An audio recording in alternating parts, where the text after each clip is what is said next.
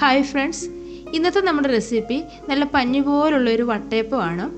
ഈ വട്ടയപ്പത്തിന് നമ്മൾ അരി കുതിർക്കുകയോ അരയ്ക്കുകയോ അതേപോലെ തന്നെ കപ്പി കാച്ചുകയോ ഇതിനകത്ത് അവൽ ചേർത്ത് കൊടുക്കുകയോ ഒന്നും ചെയ്യേണ്ട. ഇതൊന്നും ചെയ്യാതെ തന്നെ നല്ല സോഫ്റ്റ് ആയിട്ടുള്ള വട്ടയപ്പം നമുക്ക് തയ്യാറാക്കാവുന്നതാണ്.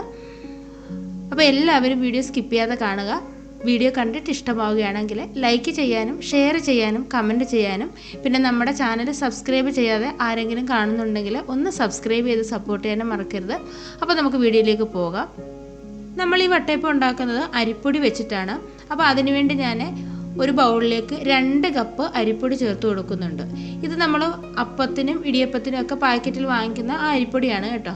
വറുത്തതോ വറുക്കാത്തതോ ആയ അരിപ്പൊടി നമുക്ക് എടുക്കാവുന്നതാണ്. ഇനി നമുക്കിതിലേക്ക് വേണ്ടത് തേങ്ങയാണ്. ഞാൻ ആ അരിപ്പൊടി എടുത്ത അതേ കപ്പിന് തന്നെ 1 കപ്പ് തേങ്ങ ചിരകിയത് ചേർക്കുന്നുണ്ട്. ഇനി വട്ടയപ്പം നല്ല സോഫ്റ്റ് ആയിട്ട് കിട്ടാൻ വേണ്ടി ഇതിലേക്ക് ഞാനൊരു 1/4 കപ്പ് ചോറും കൂടി ചേർത്ത് കൊടുക്കുന്നുണ്ട്. വെള്ള അരിയുടെ ചോറ് ചേർക്കുന്നതായിരിക്കും നല്ലത് കേട്ടോ. അപ്പോൾ വട്ടയപ്പത്തിന് നല്ലൊരു കളറൊക്കെ കിട്ടാനായിട്ട് അതാണ് നല്ലത്. ഇനി ഇതിലേക്ക് നമുക്ക് മധുരത്തിനുള്ള പഞ്ചസാരയാണ് വേണ്ടത്. ഞാനൊരു 1/4 കപ്പ് പഞ്ചസാരയാണ് എടുത്തിട്ടുള്ളത്. ഞാൻ അധികം മധുരം ഇതിലേക്ക് ഇട്ട് കൊടുക്കുന്നില്ല. പഞ്ചസാരയുടെ അളവ് നിങ്ങളുടെ ഇഷ്ടത്തിനനുസരിച്ച് കൂട്ടുകയും കുറയ്ക്കുകയൊക്കെ ചെയ്യാം കേട്ടോ. ഈ വട്ടയപ്പം എന്ന് പറയുന്നത് നമ്മൾ മധുരം ഇല്ലാതെയും കഴിക്കും, കറികളൊക്കെ കൂട്ടി കഴിക്കുകയും ചെയ്യും. അതുപോലെ പഞ്ചസാര നല്ലതുപോലെ ചേർത്തിട്ട് കഴിക്കുകയും ചെയ്യും. അപ്പോൾ മധുരമില്ലാതെ നമ്മൾ കഴിക്കാനാണ് ഇഷ്ടപ്പെടുന്നതെന്നുണ്ടെങ്കിൽ 1-2 ടീസ്പൂൺ പഞ്ചസാര ചേർത്ത് കൊടുത്താൽ മതി. ഇനി വേണ്ടത് ഒരു 1/2 ടീസ്പൂൺ ഈസ്റ്റാണ്. ഇൻസ്റ്റൻറ്റ് ഈസ്റ്റാണിത് കേട്ടോ. അപ്പോൾ അതും കൂടി ചേർത്ത് കൊടുക്കുന്നുണ്ട്. ഈസ്റ്റ് എടുക്കുമ്പോൾ നമ്മൾ എപ്പോഴും ശ്രദ്ധിക്കേണ്ടത് നല്ല ഫ്രഷ് ആയിട്ടുള്ള ഈസ്റ്റ് നമ്മൾ എടുക്കണം കേട്ടോ. എങ്കിൽ മാത്രമേ നമ്മുടെ ആ വട്ടയപ്പം നല്ലതുപോലെ കിട്ടത്തുള്ളൂ. ഇനി ഇതിലേക്ക് നമുക്ക് വേണ്ടത് ഏലക്കയാണ്. ഒരു 5 ഏലക്ക ഞാൻ എടുത്തിട്ടുണ്ട്. അതിൻ്റെ ആ തൊലിയൊക്കെ കളഞ്ഞിട്ട് ആ കുരു മാത്രം ഇതിലേക്ക് ചേർത്ത് കൊടുക്കുന്നുണ്ട്. ഇനി ഇതിൻ്റെ മധുരമൊക്കെ ഒന്ന് ബാലൻസ് ചെയ്യാനായിട്ട് 2 പിഞ്ച് ഉപ്പും കൂടി ചേർത്ത് കൊടുക്കുന്നുണ്ട്. ഇനി ഇതെല്ലാം കൂടി നന്നായിട്ടൊന്ന് യോജിപ്പിച്ച് കൊടുക്കണം. അരിപ്പൊടി ആയതുകൊണ്ട് തന്നെ നമ്മൾ ഡയറക്റ്റ് ഇത് മിക്സിയുടെ ജാറിലേക്ക് ഇടുമ്പോഴേ അത് അടിയിലെ കട്ട പിടിച്ചിരിക്കുകയും നമ്മളിത് അരച്ചെടുക്കുമ്പോഴേ അടിയിൽ ഇങ്ങനെ കട്ട പിടിച്ചിരിക്കുകയും ചെയ്യും കേട്ടോ. അതുകൊണ്ട് ഇതേ രീതിയിലൊന്ന് മിക്സ് ചെയ്ത് കൊടുത്ത ശേഷം നമുക്കിത് മിക്സിയുടെ ജാറിലേക്ക് കുറേശ്ശെയായിട്ട് ഇട്ടിട്ട് നമുക്കിത് അരച്ചെടുക്കേണ്ടതാണ്. ഇതിനു മുമ്പ് ഞാൻ പച്ചരി വെച്ചിട്ടുള്ള ഒരു വട്ടയപ്പത്തിൻ്റെ റെസിപ്പി ഇട്ടിട്ടുണ്ട്. അപ്പോൾ അതൊരുപാട് പേര് കണ്ടിട്ടുണ്ട്. നല്ല നല്ല കമൻസ് ഒക്കെയാണ് ഇട്ടത്. അപ്പോൾ അതിൻ്റെ ലിങ്ക് ഞാൻ ഡിസ്ക്രിപ്ഷൻ ബോക്സിൽ കൊടുക്കുന്നതാണ്.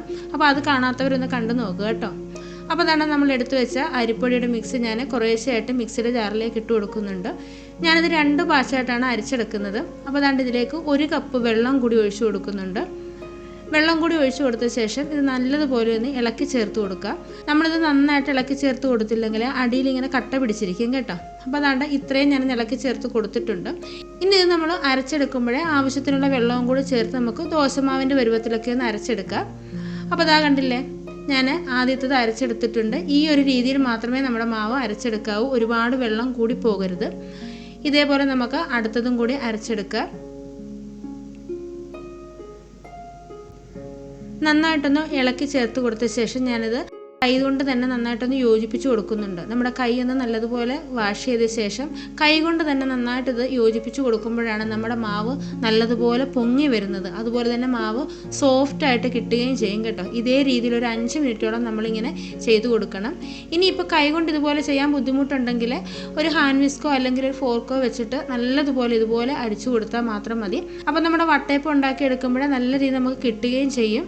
നമ്മുടെ ഈ കൈയുടെ ചൂട് കൊണ്ട് തന്നെ മാവ് നന്നായിട്ട് സോഫ്റ്റ് ആയിട്ട് കിട്ടും. അപ്പോൾ അതാണ്ട് ഒരു 5 മിനിറ്റ് ഞാൻ ഇതുപോലെ ഒന്ന് കൈ കൊണ്ടൊന്ന് യോജിപ്പിച്ച് കൊടുത്തിട്ടുണ്ട്. ഇനി ഇത് നമുക്ക് ഒരു 3-4 മണിക്കൂർ ഒന്ന് റെസ്റ്റ് ചെയ്യാനായിട്ട് വെക്കാം. ഇപ്പോൾ ഇതാ കണ്ടില്ലേ, ഒരു 4 മണിക്കൂർ കഴിഞ്ഞപ്പോൾ തന്നെ ഞാനിത് തുറന്നിട്ടുണ്ട്. നമ്മൾ അരച്ച് വെച്ചതിൻ്റെ ഡബിളായിട്ട് നമ്മുടെ ആ പാത്രത്തിൻ്റെ മുകൾ വശം വരെ വന്നിട്ടുണ്ട്. ഇനി ഇത് വെച്ച് കൊടുത്താൽ മാവ് പുറത്തേക്ക് പോകും. നല്ല സോഫ്റ്റായിട്ടാണ് കിട്ടിയേക്കുന്നത്.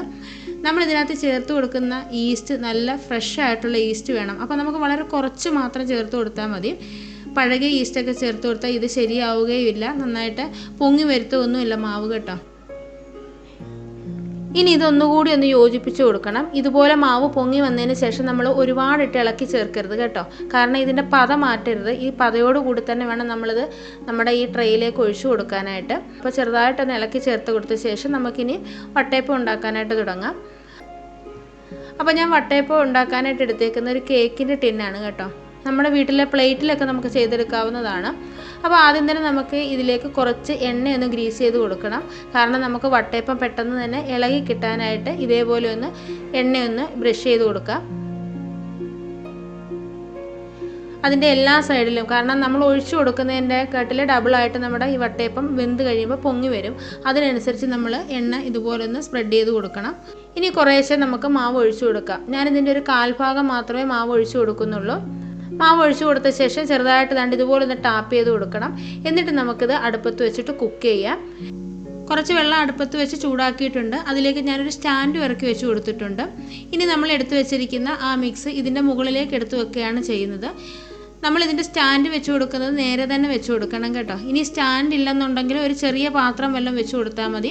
അല്ലെന്നുണ്ടെങ്കിൽ നമ്മുടെ ഇഡലിപ്പാത്രം ഉണ്ടല്ലോ, അതിൻ്റെ തട്ടൊന്ന് തിരിച്ചിട്ടിട്ട് നമുക്ക് ഇഡലിപ്പാത്രത്തിൽ തന്നെ വെച്ച് ചെയ്യാം.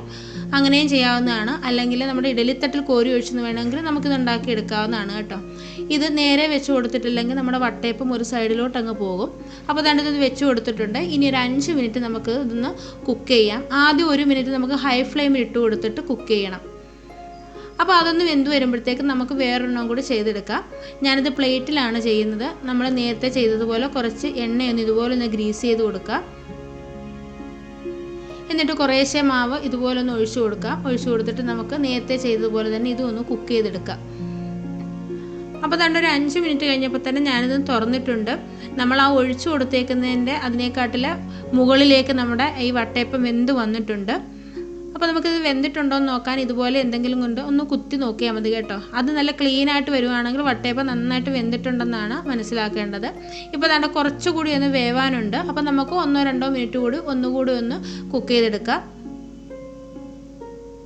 ഇപ്പോൾ ദാണ്ട് നമ്മുടെ വട്ടയപ്പമൊക്കെ ഒന്ന് നന്നായിട്ട് വെന്ത് വന്നിട്ടുണ്ട്, തണുത്ത് വന്നിട്ടുണ്ട് കേട്ടോ. ഇനി ഇതുപോലെ എന്തെങ്കിലും വെച്ച് ഒരു കത്തിയോ സ്പൂണോ വല്ലതും വെച്ചിട്ട് സൈഡ് ഇതുപോലെ ഒന്ന് വിടുവിച്ച് കൊടുത്താൽ നമുക്ക് പെട്ടെന്ന് തന്നെ ഇത് ഇളക്കിയെടുക്കാവുന്നതാണ്.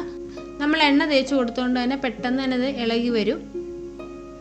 ഇതാ കണ്ടില്ലേ, നല്ല സ്പോഞ്ചി ആയിട്ട് നല്ലതുപോലെ തന്നെ നല്ല പെർഫെക്റ്റ് ആയിട്ട് തന്നെ കിട്ടിയിട്ടുണ്ട്. അരി കുതിർക്കുകയോ അരക്കുകയോ കപ്പ് കാച്ചുകയോ അങ്ങനെയൊന്നും ചെയ്യേണ്ട. അതുപോലെ തന്നെ നമ്മളിതിലേക്ക് അവലൊന്നും ചേർത്ത് കൊടുക്കുന്നില്ല. നമ്മുടെ വീട്ടിലുള്ള ചേരുവകൾ കൊണ്ട് നമുക്ക് വളരെ പെട്ടെന്ന് തന്നെ ചെയ്തെടുക്കാവുന്ന രീതിയിലാണ് നമ്മൾ ഈ വട്ടയപ്പം കാണിച്ചിട്ടുള്ളത്. ഇനി ഈ വട്ടയപ്പത്തിലേക്ക് നമുക്ക് ക്രിസ്മസോ അതുപോലെ ചെറിയോ എന്തെങ്കിലും വെക്കണമെന്നുണ്ടെങ്കിൽ നമ്മൾ അടുപ്പത്ത് വെച്ച് കഴിഞ്ഞ ശേഷം നമ്മൾ 1 മിനിറ്റ് കഴിയുമ്പോൾ ഒന്ന് തുറന്നിട്ട് വെച്ച് കൊടുത്താൽ മതി കേട്ടോ. ആദ്യം ഇത് നമ്മൾ ആ മാവിനകത്ത് ചേർത്ത് കൊടുത്താൽ അതിൽ അടിയിലേക്ക് പോകും. അപ്പോൾ കുറച്ചൊന്ന് വെന്ത് കഴിയുമ്പോൾ ഇതിൻ്റെ മുകളിലേക്ക് നമുക്ക് കാഷ്യൂനട്ടോ കിസ്മസോ ഒക്കെ ചേർത്ത് കൊടുക്കാവുന്നതാണ്. ഇനി ഇത് ഞാനൊരു പ്ലേറ്റിലേക്ക് മാറ്റുന്നുണ്ട്. ആ നേരം കൊണ്ട് നമ്മുടെ പ്ലേറ്റിൽ വെച്ചിട്ടുള്ള വട്ടയപ്പവും ഇതേപോലെ വെന്ത് വന്നിട്ടുണ്ട്. നമ്മൾ നേരത്തെ ഉണ്ടാക്കിയ വട്ടയപ്പത്തേക്കാൾ കുറച്ചുകൂടി വലിപ്പമുള്ള വട്ടയപ്പമാണിത്. ഇതേപോലെ നമ്മൾ വട്ടയപ്പം തയ്യാറാക്കുകയാണെന്നുണ്ടെങ്കിൽ നമുക്ക് പെട്ടെന്ന് തന്നെ വട്ടയപ്പം ഉണ്ടാക്കാവുന്നതാണ്. ഇതിൻ്റെ മാവ് തയ്യാറാക്കുന്നത് നമുക്ക് വളരെ ഈസി ആയിട്ട് ചെയ്യാവുന്നതാണ്. അപ്പോൾ ഇനി ഇതൊന്ന് കട്ട് ചെയ്തെടുക്കാം. ഇതുപോലെ കട്ട് ചെയ്യുമ്പോൾ തന്നെ അറിയാൻ പറ്റും എത്ര സ്പോഞ്ചി ആയിട്ടാണ് നമ്മുടെ ഈ വട്ടയപ്പം കിട്ടിയിരിക്കുന്നത് എന്നുള്ളത്.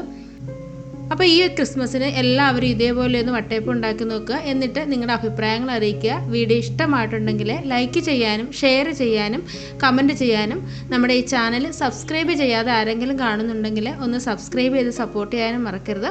അപ്പോൾ നമുക്ക് അടുത്തൊരു വീഡിയോയുമായിട്ട് പെട്ടെന്ന് തന്നെ കാണാം. അതുവരേക്കും ബൈ, താങ്ക് യു.